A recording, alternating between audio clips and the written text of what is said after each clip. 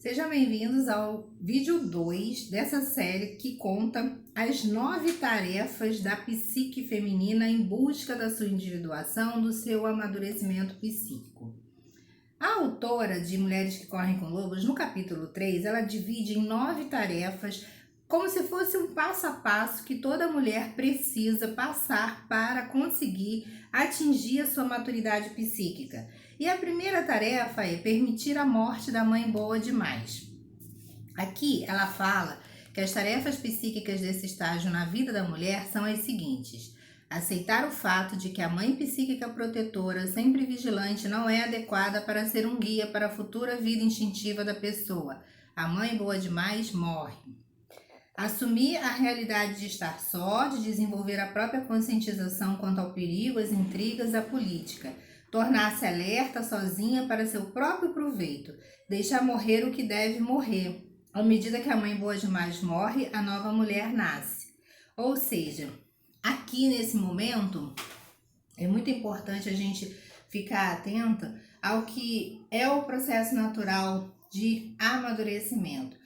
A criança, ela nasce totalmente indefesa e dependente do seu cuidador, da sua mãe, da sua família. Ela nasce e está inserida no inconsciente coletivo familiar.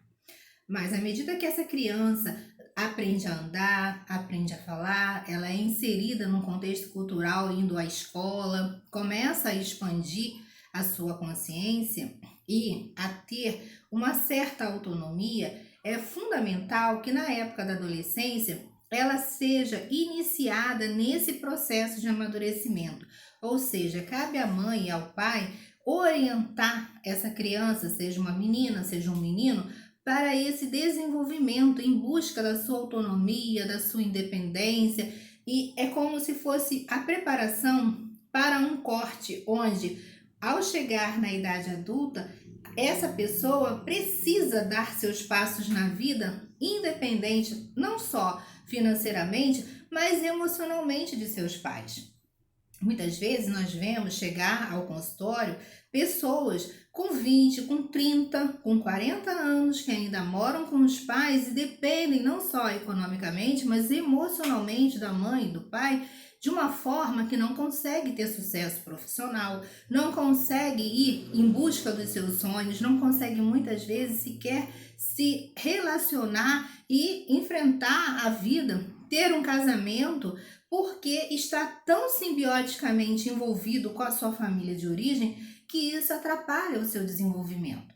Na natureza, a autora cita o caso das lobas. Elas amamentam os seus filhotinhos até um determinado momento e ela ensina os filhotinhos a caçar. E assim é na natureza. A partir do momento que eles estão prontos e preparados, ela empurra eles para a vida e faz com que eles consigam sobreviver na natureza. Por quê? Porque essa mãe loba, ela pode um dia faltar e os seus filhotinhos precisam ter condições de sobreviver na selva, na mata. E assim é com a natureza humana. Nós hoje observamos que muitas famílias funcionam de uma forma disfuncional por conta dessa superproteção. Há uma busca de superproteger o filho ou a filha, fazendo com que esse filho fique com 20, 22, 23, 25, 30, 35, 40 anos sem conseguir ter a coragem de ir desbravar o mundo e aceitar os desafios da vida. Então, a Vasalisa, ela perde a mãe ainda menininha, ainda garotinha. E a sua mãe entrega para ela uma bonequinha que vai ser a sua companheira de jornada no processo de individuação. A iniciação de Vasalisa, a autora diz que começa quando ela aprende a deixar morrer o que precisa morrer. Isso significa deixar morrer os valores e atitudes de dentro da psique que não mais sustentam. Os que devem ser examinados com especial atenção são aqueles dogmas há muito aceitos que tornam a vida segura demais, que superprotegem, que fazem a mulher andar com passinhos rápidos, em vez de com longas passadas. Aqui também a autora diz que se ficarmos mais tempo do que o normal com a mãe protetora dentro da nossa psique, o que vai acontecer? vamos nos descobrir impedindo todos os desafios de nos atingirem, o que prejudica o desenvolvimento futuro. E aí tem uma parte aqui que fala assim: a maioria de nós não quer deixar que a mãe boa demais morra só porque chegou sua hora. Embora essa mãe boa demais possa não permitir que nossas energias mais intensas venham à tona, é tão bom ficar com ela, tão gostoso. Para que ir embora? Com frequência ouvimos vozes interiores que nos estimulam a recuar, a permanecer na segurança. Essas vozes dizem frases como as que seguem: ora, não diga isso. Você não pode fazer isso. Você sem dúvida não é filha minha se age assim. Tudo é perigoso lá fora. Quem sabe o que será de você se insistir em sair desse ninho quentinho? Ou você só vai se humilhar, sabia? Ou ainda, sugestão mais insidiosa: finja que está se arriscando, mas em segredo continue aqui comigo. Quem nunca ouviu um relato desses, seja de um amigo ou até mesmo quem nunca vivenciou esse tipo de situação, onde a mãe, em vez de empurrar o filho para a vida e fazer com que o filho amadureça e cresça, o filho ou a filha, faz com que o filho fique cada vez mais ali aconchegado no seu ninho, sem pensar que um dia essa mãe não vai estar mais ali e esse filho que não foi preparado para a vida vai sofrer e pagar as consequências de não ter, no tempo certo, se desenvolvido emocionalmente e psiquicamente. Então, aqui ela ainda fala: no entanto, se nos fundirmos com a mãe boa demais por muito tempo, a nossa vida e nossos talentos expressivos recuam para a sombra e nós definhamos em vez de nos fortalecermos. O que acaba acontecendo é que a pessoa criada numa redoma de vidro, a pessoa, ela não aprende a lidar com as frustrações, a lidar com as derrotas, a lidar com os desafios da vida, e isso vai fazer um mal tremendo, porque essa pessoa vai ter dificuldade de lidar com a autoridade no trabalho, vai ter dificuldade, muitas vezes, de pagar suas contas, de assumir as responsabilidades da sua vida, ter controle da sua vida. Por quê? Porque ela sempre está ali imersa naquele inconsciente familiar coletivo, protegida na redoma de vidro que os pais proporcionam. Então, aqui está falando que existe um conto de Guilherme Apollinaire que diz que alguns pássaros fazem o seguinte ritual com os seus filhotes: nós os conduzimos até a borda e pedimos que voassem. Eles não arredaram o pé. Voem, dissemos. Eles não se mexeram. Nós os empurramos para o abismo e eles voaram. Ou seja, quantas vezes a pessoa se forma, faz mestrado, doutorado, pós-doutorado e continua morando com os pais e não consegue alçar voo, não consegue romper esse círculo de dependência emocional, de dependência econômica e fica ali aprisionado, vivendo dentro desse contexto. E aí, o que a proposta aqui do livro é que você preste atenção aos sinais internos e vá em busca dessa sua intuição, da descoberta desabrochar desse feminino, para que você possa dar o segundo passo, que é a segunda tarefa: denunciar a natureza sombria. Nessa parte, o que vai acontecer? Aprender ainda com maior conscientização a largar a mãe excessivamente positiva. Descobrir que ser boazinha, que ser gentil e simpática não fará a vida florir. Vasalisa torna-se escrava, mas isso de nada adianta. Vivenciar diretamente a própria natureza sombria, especialmente os aspectos exploradores, ciumentos e rejeitadores do self, a madrasta e suas filhas, incorporar esses aspectos, criar o melhor relacionamento possível com as piores partes de si mesma, deixar acumular tensão entre quem se aprendeu a ser e quem se é realmente. Trabalhar, afinal, no sentido de deixar morrer o velho self para que nasça o novo self intuitivo.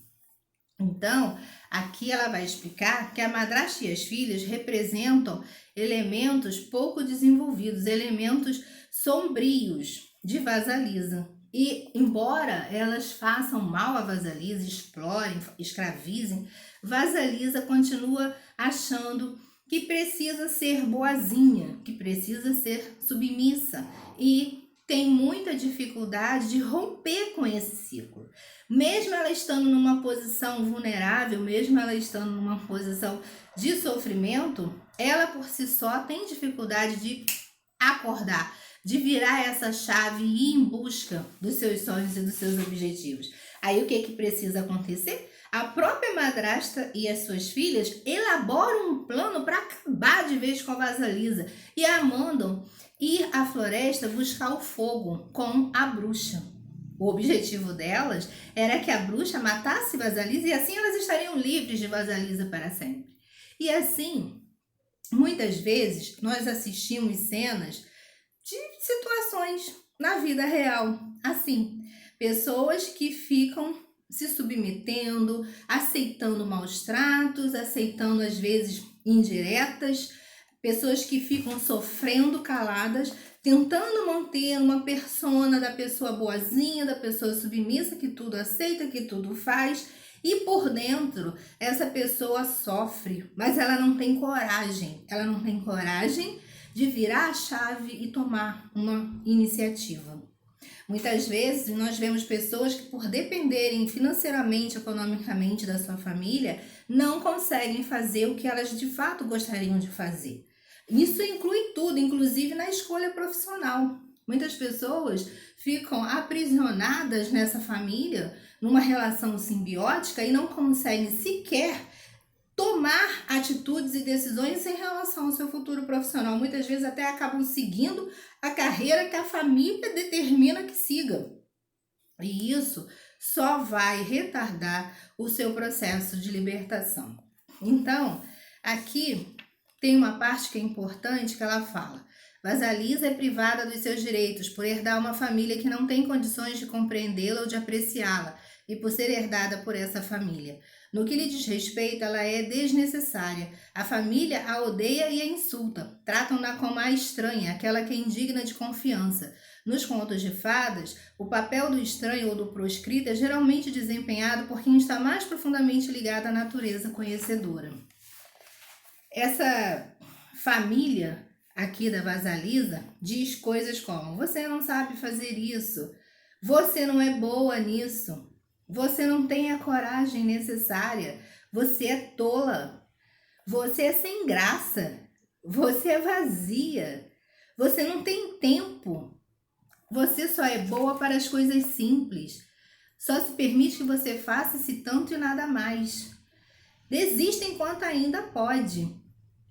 Então, quando isso acontece, e nós sabemos que isso acontece muitas vezes com várias pessoas, essas frases que a família fala para certas pessoas, desencorajando a pessoa de conseguir romper com esse ciclo de dependência e ir para a vida, fazem com que essa pessoa, através dessas falas, fique fragilizada, a sua autoestima fica baixa, a sua coragem diminui. Aí aqui a autora diz que o mesmo vale para nós. Podemos ver no enredo que a intuição de Vasalisa a respeito do que está acontecendo à sua volta é extremamente superficial e que o pai da psique também não percebe o ambiente hostil. Ele é bom demais e não dispõe de desenvolvimento intuitivo próprio. É interessante observar que as filhas que têm pais ingênuos com frequência levam muito mais tempo para acordar. Ou seja, muitas vezes o pai é a figura que vem e dá esse corte do materno, fazendo com que o filho vá para a vida. Mas tem muitos pais que não, que são omissos, e que a mãe, que é muito mais forte, né, e comanda a família, é que direciona o que vai ser feito ou o que vai deixar de ser feito. Nesses casos, a autora diz que há uma demora maior na conscientização desse filho ou dessa filha. Bom, outra coisa que a gente tem aqui, que é muito importante, ela fala assim: embora exista um predador natural na psique, aquele que diz morra Droga, e por que você não desiste, num estilo bastante automático? A cultura na qual a mulher vive e a família na qual foi criada podem exacerbar dolorosamente aquele aspecto natural e moderado que diz não na psique. Por exemplo, mulheres criadas em famílias que não demonstram aceitar seus talentos costumam tomar nas mãos empreendimentos extraordinariamente grandes, repetidas vezes, sem saber por que motivo agem assim. Elas acham que precisam ter 3 doutorados, que precisam ficar penduradas no Monte Everest de cabeça para baixo ou que devem realizar todo tipo de empreitada perigosa, demorada e dispendiosa para tentar provar às suas famílias que têm valor. Agora vocês me aceitam? Não, está bem. Vejam só essa, e aí vai mais um curso, mais isso. Então, esse ciclo vai se perpetuando e a pessoa não consegue se libertar. Então, esse capítulo, nessa fase, ele é muito importante, porque eu acredito que muitas pessoas que vocês conhecem passam por situações semelhantes, ou você mesma está passando por isso, e não sabe muito bem como é que você vai fazer, como é que você vai agir. Olha o que acontece. Vasalisa realiza o serviço doméstico de rotina sem se queixar. A submissão sem queixas é de aparente heroísmo, mas na verdade gera cada vez mais pressão e conflito entre as duas naturezas opostas, a boa demais e a exigente demais. Ou seja, quantas vezes nós vemos pessoas que se submetem e se humilham e fazem de tudo para se manter ali sendo aceita, sendo a necessidade de ser amada, de ser aceita é tanta que a pessoa vai se submetendo, vai se anulando, vai deixando, vai se despersonalizando, vai deixando de ir em busca do que realmente deseja. Aqui, é esse exatamente o tranco que a mulher boa demais precisa levar para continuar sua introdução ao seu próprio poder.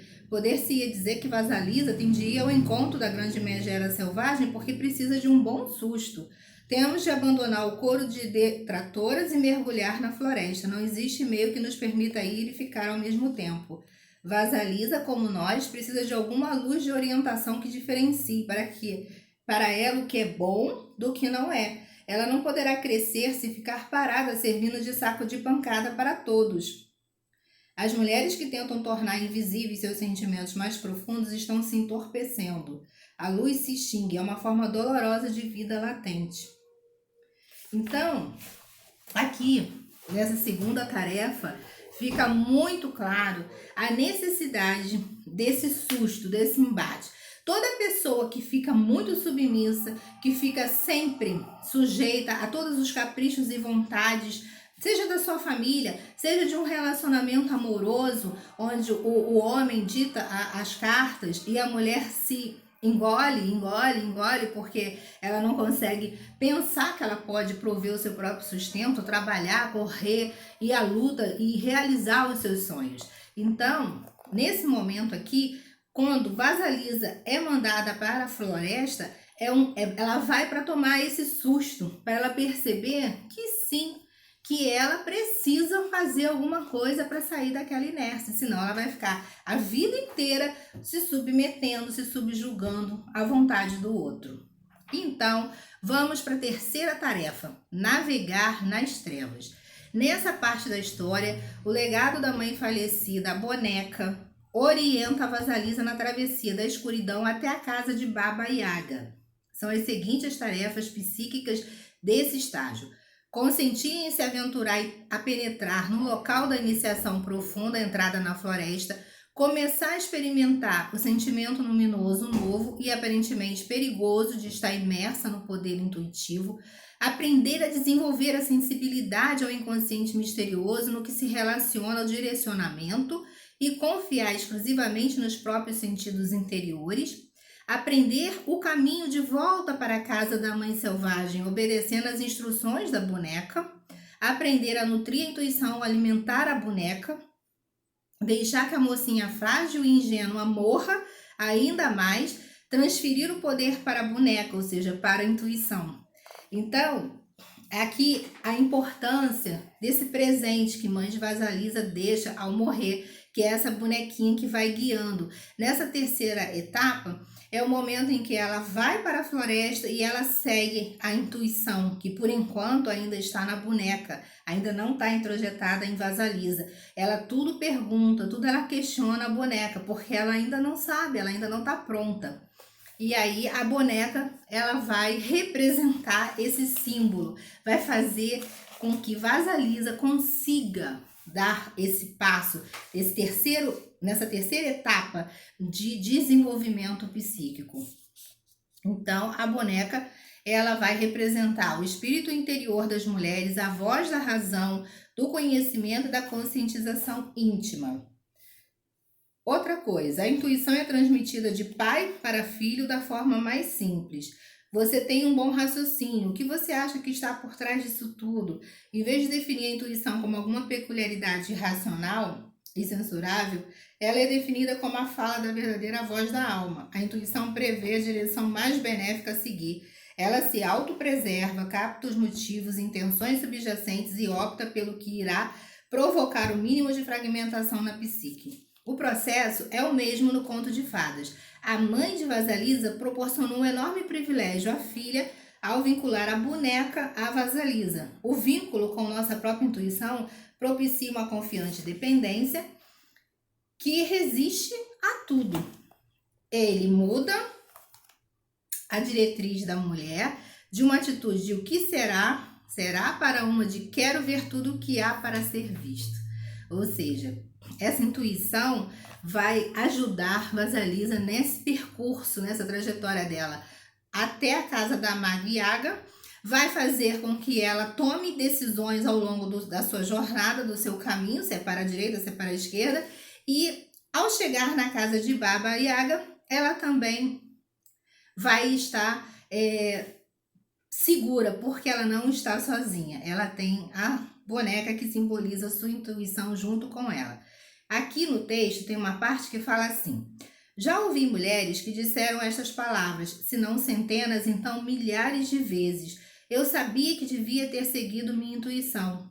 Pressenti que devia ou não devia ter feito isso ou aquilo, mas não lhe dei ouvidos. Nutrimos o profundo self intuitivo ao prestar atenção a ele e ao agir de acordo com a sua orientação. Ele é um personagem autônomo, um ser mágico, mais ou menos do tamanho de uma boneca, que habita a terra psíquica da mulher interior. Nesse sentido, ele é como os músculos do corpo. Se um músculo não for usado, acaba definhando. A intuição é exatamente igual. Sem alimento, sem atividade, ela se atrofia. Aqui a autora chama atenção, porque se você não costuma ouvir a sua intuição, não costuma se conectar com a sua intuição, o que vai acontecer é que a cada mês, a cada momento, a cada ano, ela vai cada vez mais mergulhar no seu inconsciente e você vai ter mais dificuldade de acessar a sua intuição. A sua jornada vai ter que ser um pouco mais demorada, um pouco mais profunda. Então, aqui, todo o transcurso, né, a jornada e o relacionamento também que ela chama atenção entre a boneca e Vasalisa simboliza uma forma de magia empática entre a mulher e a intuição. É isso que deve passar de mulher para mulher. Essa atividade abençoada de se vincular à intuição, de testá-la e de alimentá-la. Percebam que ao longo da história, Vasalisa sempre dá um alimento para sua boneca. A boneca a ajuda, não só na sua jornada, mas nas tarefas que ela tem que desempenhar quando ela chega na casa da bruxa. E ela consegue, com a ajuda da boneca, vencer todas as tarefas. É como se a boneca fosse o seu talismã, aquele objeto que a guia, que faz com que ela consiga, inclusive, ter presença de espírito para responder exatamente de acordo com que a bruxa possa compreender e não matá-la. Vamos para a quarta tarefa, que é encarar a megera selvagem. Nessa parte da história, Vasalisa encontra a megera selvagem pessoalmente. As tarefas desse encontro são as seguintes: ser capaz de suportar o rosto apavorante da deusa selvagem sem hesitar, topar com a Baba Yaga. Familiarizar-se com o mistério, a estranheza, a alteridade do selvagem. Residir na casa de Baba Yaga por algum tempo.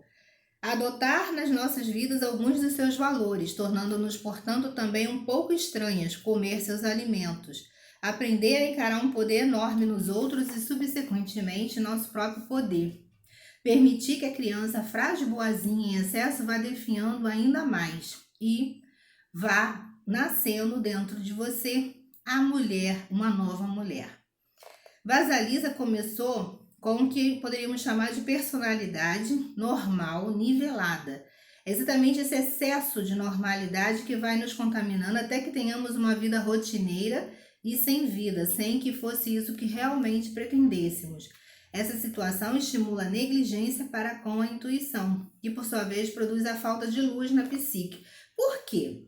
Porque Vasalisa, ela aceita humildemente as determinações da sua madrasta e das filhas. Ela se sujeita, ela se submete a todos os maus tratos. Ela quer ser uma boa menina, que aceita tudo. E é difícil para ela conseguir fazer essa transição e enfrentar esses desafios. Ela só fez porque ela foi empurrada pela madrasta, que é um elemento que está no nosso psique, na nossa psique, na nossa sombra.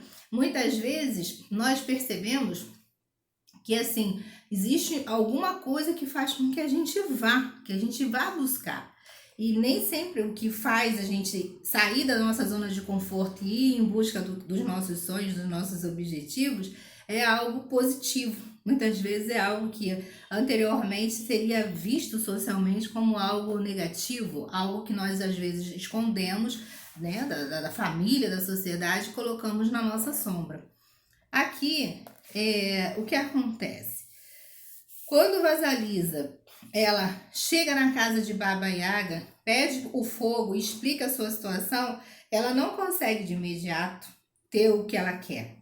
Baba Yaga faz com que Vasalisa se responsabilize, que ela cumpra algumas tarefas para ser merecedora desse fogo.